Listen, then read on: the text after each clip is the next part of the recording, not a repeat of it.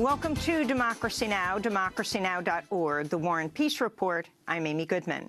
Attorney General Jeff Sessions said Thursday he'll recuse himself from any investigation into last year's presidential campaign following reports he met twice with Russia's ambassador to the U.S. while serving as campaign surrogate for Donald Trump. The revelation directly contradicts Sessions' sworn testimony to Congress in January that he did not meet any Russian officials in the run-up to November's election.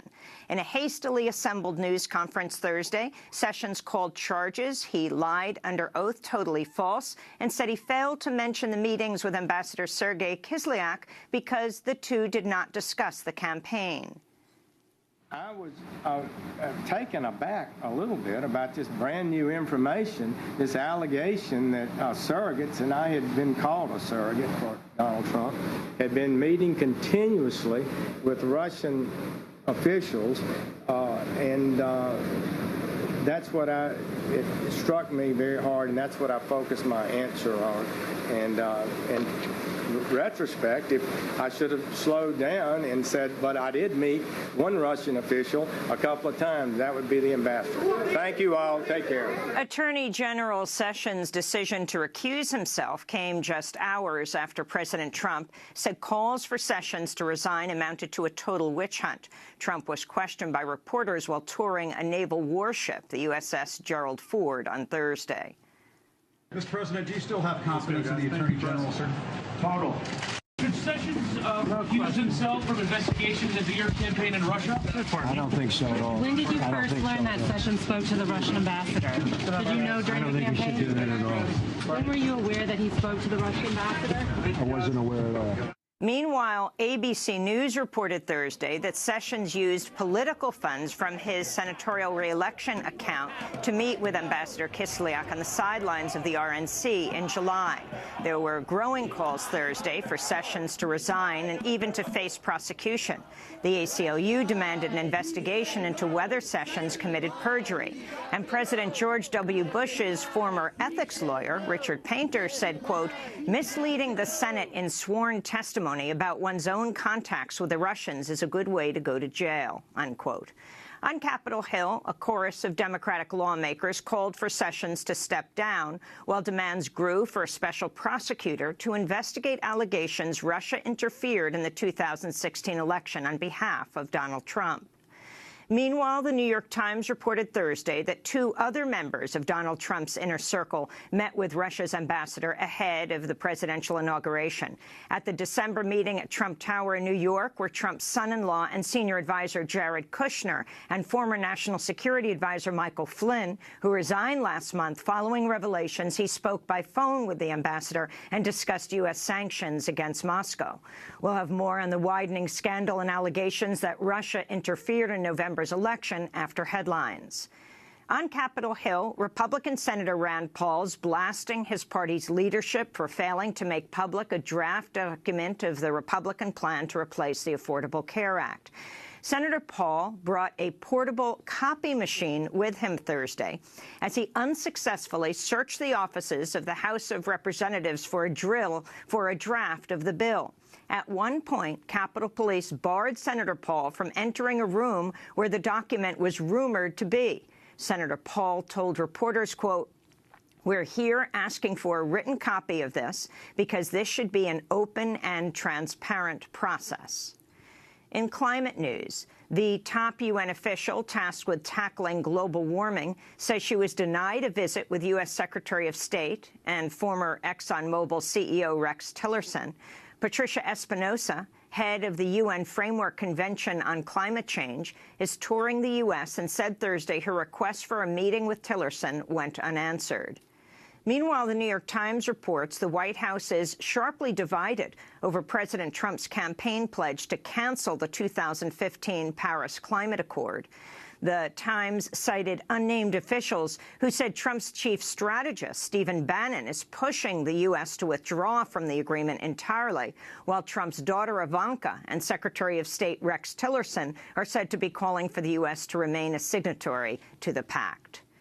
In Washington, Rick Perry was sworn in as Secretary of Energy following a Senate confirmation vote earlier Thursday.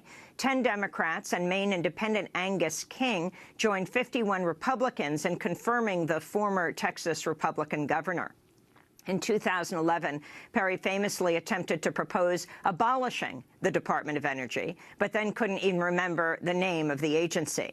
Perry previously mocked climate scientists and has called global warming a hoax, but walked back those comments during confirmation hearings, saying some climate change is caused by man-made activity. Meanwhile, Dr. Ben Carson was sworn in Thursday as Secretary of Housing and Urban Development.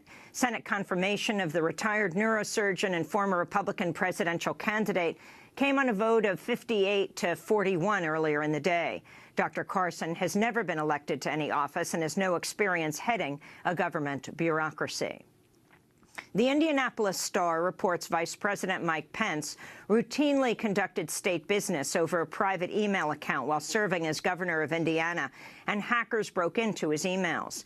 Pence used his AOL account to communicate with senior advisors on sensitive matters and homeland security issues. The move closely mirrored former Secretary of State Hillary Clinton's use of a private email server to conduct official business, a practice sharply criticized by Pence and other Republicans. This is then-Governor Mike Pence speaking on CBS's Face the Nation last October. Literally, Hillary Clinton had classified information on a private server that she said she didn't have, that she emailed classified information that she said she didn't do. All of these things misrepresented, mishandling classified information, and then to conclude that she was simply extremely careless and there would be no recommending of charges. That, to me, is the kind of double standard that the American people are weary of. The Indianapolis Star reports Mike Pence's account was broken into by hackers who emailed the Pence contacts asking for money. In a statement, Vice President Pence's office said Thursday that Pence was making his emails public and had not violated Indiana's Access to Public Records Act. President Donald Trump toured a nuclear-powered aircraft carrier in Virginia Thursday, using the massive warship as a backdrop to push his plan to increase the Pentagon's budget by $54 billion. Our military requires sustained, stable funding to meet the growing needs placed in our defense. Right now, our aging frontline strike and strike fighters, the whole aircraft, many, many aircraft, are often more likely to be down for maintenance than they are to be up in the sky. Our Navy is now the smallest it's been since, believe it or not, World War I. Don't worry. Going to soon be the largest it's been. On Monday, Trump proposed increasing the military budget to just over $600 billion, a nearly 10% increase, while deeply slashing the budgets of other agencies, including the EPA and the State Department. In Yemen, U.S. warplanes and drones bombed targets across 3 provinces overnight in what the Pentagon said were 20 airstrikes targeting al-Qaeda in the Arabian Peninsula. They were the first direct U.S. attacks on Yemen since a botched raid in January left 25 civilians and 1 U.S. Navy SEAL dead. The strikes came after the White House said it's given wide latitude to the Secretary of Defense and top generals to carry out attacks without presidential approval. In Syria, pro-government forces recaptured most of Palmyra 2 months after ISIS took control of the ancient city. It's the 4th time the city, which is home to a World Heritage Site, has changed hands during Syria's civil war. In Egypt, a court has acquitted former dictator Hosni Mubarak on charges of murder over his crackdown in 2011 that killed hundreds of people opposed to his 30-year rule. The ruling clears the way for Mubarak's release from detention. Amnesty International says Mubarak's treatment contrasts sharply with that of hundreds of journalists and human rights activists who face mass arbitrary arrests, unfair trials, and torture over their political dissent. In Honduras, hundreds of protesters rallied outside the Honduran Supreme Court building Thursday to demand justice for Berta Cáceres, the famed environmental activist and feminist leader who was assassinated in her home over a year ago. 8 men have been arrested as suspects in Berta's killing, including 1 active Army major and 2 retired military members. 2 of these suspects reportedly received military training in the United States. This is Berta Cáceres' daughter, Bertita Isabel Zuniga Cáceres. Así que estamos aquí. We are here to denounce the lack of justice. The authorities want us to feel that the case has been resolved. On the contrary, we're saying that the process is full of irregularities. It won't imprison or guarantee the sentencing of those people who have been arrested. At Thursday's demonstration in Tegucigalpa, police in riot gear fired tear gas at protesters who responded by hurling rocks. Protesters were demanding an end to impunity for the killers of more than 150 land rights activists in the Aguan Valley since 2009. We'll have more on the assassination of Berta Cáceres after headlines. In Rochester, New York, vandals toppled more than a dozen headstones at a Jewish cemetery Thursday, defacing some of the grave markers. New York Governor Andrew Cuomo ordered police to investigate the vandalism as a possible hate crime. It was at least the 3rd desecration of a Jewish cemetery in the U.S. over the past 2 weeks. At the Vatican, a prominent member of a commission advising Pope Francis on how to end clerical sexual abuse stepped down this week to protest what she described as inaction by the Church. Marie Collins, an Irish survivor of childhood sexual assault by a priest, said Wednesday she could no longer work with the commission because Vatican officials refused to implement basic protections for children and vulnerable adults. Collins' resignation came as the Archdiocese of New York petitioned a court for permission to mortgage $100 million worth of church property in Manhattan in order to fund compensation for victims of sexual abuse by priests. MSNBC has obtained a leak intelligence document from the Department of Homeland Security that undercuts President Trump's rationale for a ban on refugees and travelers from some majority Muslim nations.